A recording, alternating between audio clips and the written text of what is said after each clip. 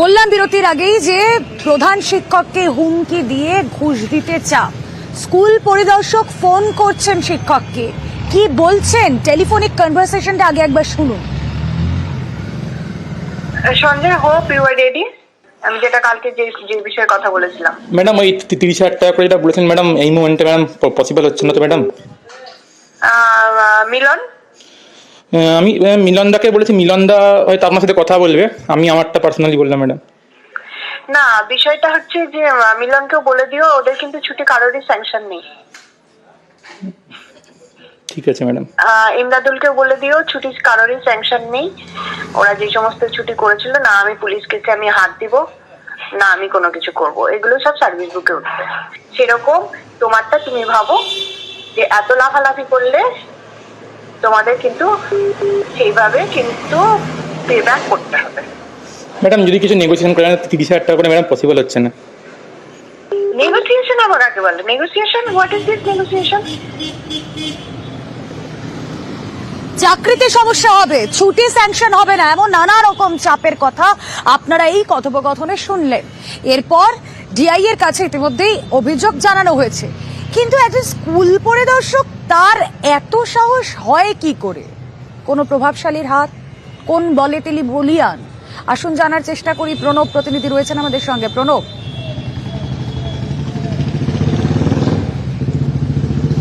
দেখো, তিনি যথেষ্টভাবেই কিন্তু প্রভাবশালী বলেই কিন্তু নিজেকে পরিচয় দেন, এবং সেই প্রভাবশালী বলেই কিন্তু ওই একাধিক শিক্ষকের কাছ সঙ্গে এইভাবে দুর্ব্যবহার করেন। এবং রামেশ্বরপুর নিম্ন বুনিয়াদির যিনি প্রধান শিক্ষক সঞ্জয় দত্ত, তার সঙ্গে 30,000 টাকা এবং তার আরও দুজন সহকর্মী তাদের সঙ্গে মোট 90,000 টাকা দাবি করেছিলেন, এবং না দিলে তার যে পরিণাম ভয়ঙ্কর হবে তাও কিন্তু তিনি হুমকি দেন বলেও অভিযোগ। এবং এই প্রধান শিক্ষক তিনি কিন্তু তাতে দমে যাননি, তিনি কিন্তু অভিযোগ দায়ের করেছেন। এবং শুধু অভিযোগ দায়ের করা নয়, যে জেলা প্রশাসন থেকে আরম্ভ করে ডিআই থেকে আরম্ভ করে সবাইকে তিনি জানিয়েছেন। এবং এই যে এসআই অমৃতা বিশ্বাস, সারগাছি তোমার চক্রের এসআই, তার নামে কিন্তু এই ধরনের ভুরি ভুরি অভিযোগ রয়েছে, এবং অনেক শিক্ষকের সঙ্গেই তিনি দুর্ব্যবহার করেন বলে অভিযোগ। যদি যিনি জেলার আর কি ডিআই রয়েছেন, তিনি কিন্তু দাবি করেছেন অভিযোগ পেয়েছেন এবং তিনি ব্যবস্থা নেবেন বলে কিন্তু জানিয়েছেন। এবং এই যে অভিযোগ যার নামে, সেই অমৃতা বিশ্বাসে কিন্তু আজকে বলেছেন যে তিনি উদ্দেশ্য প্রণোদিতভাবে তাকে ফাঁসানো হচ্ছে, তার বিরুদ্ধে চক্রান্ত হচ্ছে। এবং আমরা একাধিকবার তার কাছে গিয়েছিলাম, তখন কিন্তু তিনি কোনো উত্তর দেননি। আজকে বিকালে যখন খবর সম্প্রচার হয়, তারপরে কিন্তু তিনি সেই কথা জানিয়েছেন। এবং যদিও এই প্রধান শিক্ষকের দাবি যে যেহেতু ঊর্ধ্বতন কর্তৃপক্ষকে জানানো হয়েছে, বিষয়টি তারাই ব্যবস্থা নেই, এবং আমরা যাতে সুষ্ঠুভাবে পড়াশোনা করাতে পারি ছাত্রদেরকে, সেই ব্যবস্থা করুক প্রশাসন। আমার সাথে গত সোমবার পুলিশের সাথে একটু ঝামেলা হয়, এবং পুলিশ আমার নামে কতগুলো ফলস কেস দিয়ে দেয়। তো আমার সারগাছি সার্কেলের যিনি সাব ইন্সপেক্টর অফ স্কুল আছেন, অমৃতা বিশ্বাস ম্যাডাম, তিনি যখন জানতে পারেন তখন তিনি আমাকে ফোন করে 30,000 টাকা দাবি করেন। তার জন্য ম্যাডাম ব্ল্যাকমেল করতে থাকেন, যদি আমরা টাকা না দিই আমাদের সার্ভিস ব্রেক করে দেবেন বা সার্ভিসে কোনো ক্ষতি করে দেবেন। আমি বাধ্য হয়ে যখন ডিআই ম্যামকে কমপ্লেন করি, তখন ম্যাডাম আমাকে তার ফ্ল্যাটে ডাকেন, দেখে আমার ফোনটা কেড়ে নেয়, তখন ফোনের পাসওয়ার্ড চান, আমি দিই না। তারপরে ম্যাডাম ডিআই কাছে আমি কি কমপ্লেন করেছি তা ডিসক্লোজ করতে পারেন, আমি না করলে ম্যাডাম আমার নামে শ্লীলতাহানির কেস দেওয়ার ভয় দেখান। আজকে এবং গত আগের ওয়ার্কিং ডেতে একটা অভিযোগ জমা পড়েছে, তবে বিষয়টা এখনো খতিয়ে দেখা হয়নি। এই ব্যাপারে আমরা এখন বিষয়টা খতিয়ে দেখবো, এটা তদন্ত সাপেক্ষ, এখনই কিছু বলতে পারছি না। এই রিসেন্টলি আমি যে অভিযোগটা পেয়েছি সেটা দেখছি, সেটা খতিয়ে দেখছি। অ্যাজ এ ডিআই রয়েছি, আমাদের কাউন্সিল, আমাদের চেয়ারম্যান স্যার রয়েছেন, কাউন্সিল রয়েছে, আমরা আধিকারিকরা, শিক্ষা আধিকারিক রয়েছে, এখানে ভয়ের কিছু নেই। আমরা একটা পড়াশোনার সুস্থ স্বাভাবিক পরিবেশ বজায় রাখতে চাইছি, এখানে কোনো কিছু ভয়ের কিছু নেই। এখানে আমরা যেটা রুলস অনুযায়ী যা হয় আমরা সেটাই ইমপ্লিমেন্ট করার চেষ্টা করি। 5 বছর আগে অনুমোদন মিলেছিল, কিন্তু অনুমোদন সার। তার কারণ জুনিয়র হাই স্কুলের 80 জন পড়ুয়া এই মুহূর্তে সংকটে, তাদের নিজস্ব কোনো স্কুল বিল্ডিং নেই, ফলত পাশের যে প্রাথমিক স্কুল, প্রাইমারি স্কুল, সেখানে তাদেরকে ক্লাস করতে যেতে হয়। প্রশ্নটা এখানে, 5 বছর আগে যখন অনুমোদন মিলেছিল তারপরেও তার কেন বাস্তবায়ন হলো না? প্রতিনিধি অর্পণ রয়েছেন সঙ্গে, পরিষ্কারভাবে জেনে নি তার থেকেই। অর্পণ, দেখো, স্থানীয় মানুষজন জানাচ্ছেন যে সেখানে বিল্ডিং তৈরি হয়েছে, কিন্তু বিল্ডিং তৈরির পর তার যে জানালা দরজা এবং বসার জন্য চেয়ার বেঞ্চ এখনো পর্যন্ত আসেনি।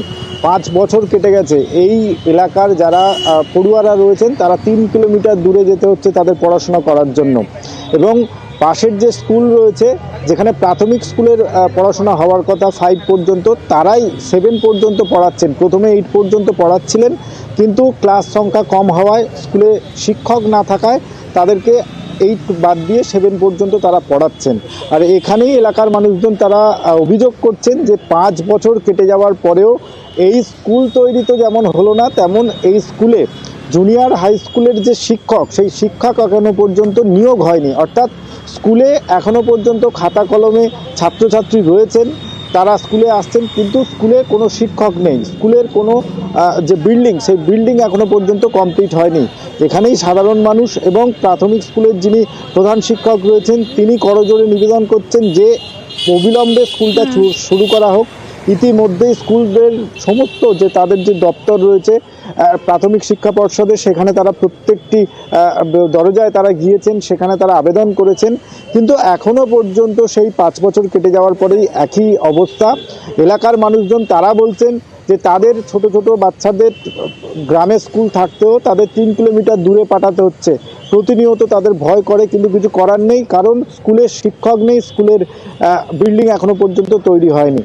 গ্রামের মানুষজন চাইছে অতি তাড়াতাড়ি এইটা হোক, কিন্তু কর্তৃপক্ষের তরফ থেকে আমরা সার্কেল ইন্সপেক্টরের সঙ্গে কথা বলেছিলাম, তিনি কিন্তু কোনো সদুত্তর দিতে পারেননি। তিনি জানিয়েছেন বিষয়টি তাদের দপ্তরকে জানানো হয়েছে। রুমেন, আমরা চাই যে আমাদের এই স্কুলে মাস্টার দেওয়া হোক, কারণ আমার বাচ্চা যখন এইভাবে পড়াশুনো করেছিল 7 পর্যন্ত পড়িয়ে মাস্টাররা বলেছিল যে এখানে মাস্টার দেয় না, সেইভাবে গাইড আমরা দিতে পারবো না, আমরা 8 পর্যন্ত পড়াতে পারবো না, কত আমরা সামাল দেবো, সেই জন্য তোমাদের বাচ্চাকে তোমরা নিয়ে চলে যাও।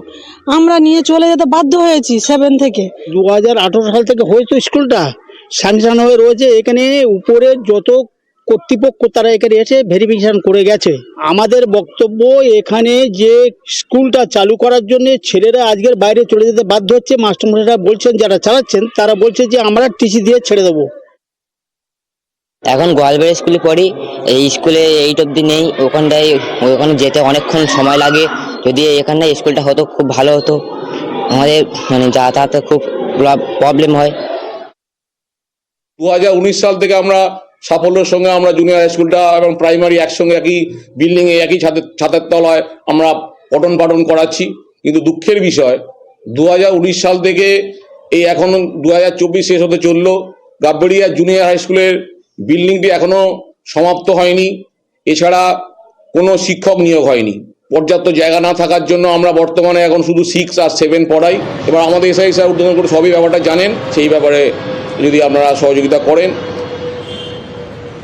নামে অঙ্গনবাড়ি কেন্দ্র কেন বলছি, তার কারণ অঙ্গনবাড়ি কেন্দ্র বলে আলাদা কিছু নেই।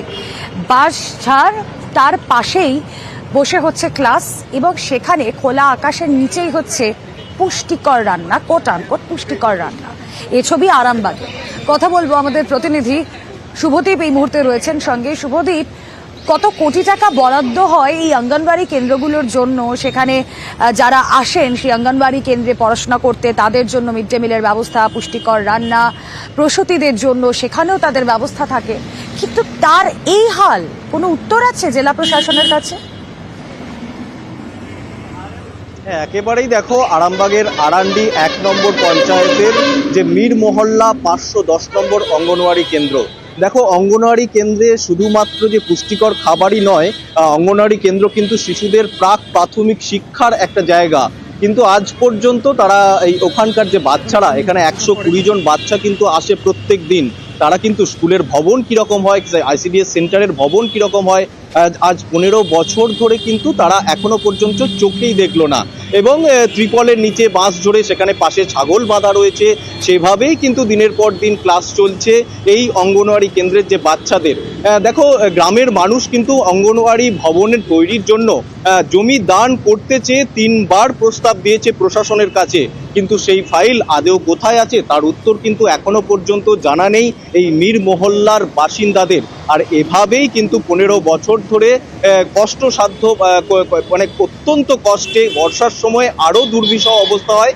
এভাবেই কিন্তু এই অঙ্গনওয়াড়ি কেন্দ্র আজও চলে আসছে। এর উত্তর ব্লক প্রশাসনের কাছে এখনো মেলেনি তাদের, এবং যেটা প্রশাসন যেটা দাবি করেছে যে এরপর এটা পরিদর্শন হবে, ভবিষ্যতে যাতে ফান্ড পাওয়া যায় সেই চেষ্টাই করা হবে। রুমেলা, এখানে বসতে পারি না বাচ্চারা, কাদা পানি হলে আর হলে বৃষ্টি হলে তিরপল খেটিয়ে বসতে হয়, রান্না ছাতা মাথায় দিয়ে হয়। তো এখানে সেন্টারের প্রয়োজন প্রচুর, তো সেন্টার হচ্ছে না, খোলা আকাশের নিচে এর মধ্যেই চলছে এইভাবে। একজন এখানে একটু জায়গা দিয়েছে, উনান করেছি, বর্ষাকালে ভিজে ভিজে ছাতা মাথায় দিয়েও খাবার করতে হয়। পঞ্চায়েত থেকে তিরপল 4 পর একটা দিয়েছে, ওই উনুনে চাপা দিয়ে যাই, আবার এসে ছেয়ে রান্না করি। এখানে সেন্টারের কষ্টটা খুবই আছে, প্রয়োজন রান্না করবার জায়গা আছে, সেন্টার করবার জায়গা নাই। বৃষ্টি হলেও কাদাতেও ছাতা খাটিয়ে খাটিয়ে রান্না হয়। ছেলেরা যখন না বৃষ্টি হয় তখন দাঁড়িয়ে থাকে, বৃষ্টি হলে না হলে এখানে তিরপল কাটে বাঁশ গাছের তলায় বসে থাকে। না, এখানে সেন্টারের কোনো ঘর নাই, ভিজে ভিজেই খাবার নিতে হয়, যখন বৃষ্টি হয় ভিজে ভিজেই খাবার নিতে হয়। অলরেডি সব প্রায় প্রত্যেকটা জিপিতে আইসিডিএস কেন্দ্র ভিজিটে গেছি, আমি দেখেছি। আর বিশেষ করে যে শীতলপুরের যে সেন্টারটি আছে ওই সেন্টারের কোনো রুম নাই, সেটা আমি কর্মাধ্যক্ষ হওয়ার পর দেখেছি। এবং আমি অলরেডি এই আইএমডিপি ফান্ডের, ওটা যেহেতু মাইনরিটি এলাকা, আমি আইএমডিপি ফান্ডের ওটা মানে স্কিম করে আমি পাঠিয়েছি, কিন্তু অ্যাপ্রুভ আসেনি। আশা করছি খুব দ্রুততার সঙ্গে ওই আইসিডিএস সেন্টারটি নির্মাণ হয়ে যাবে।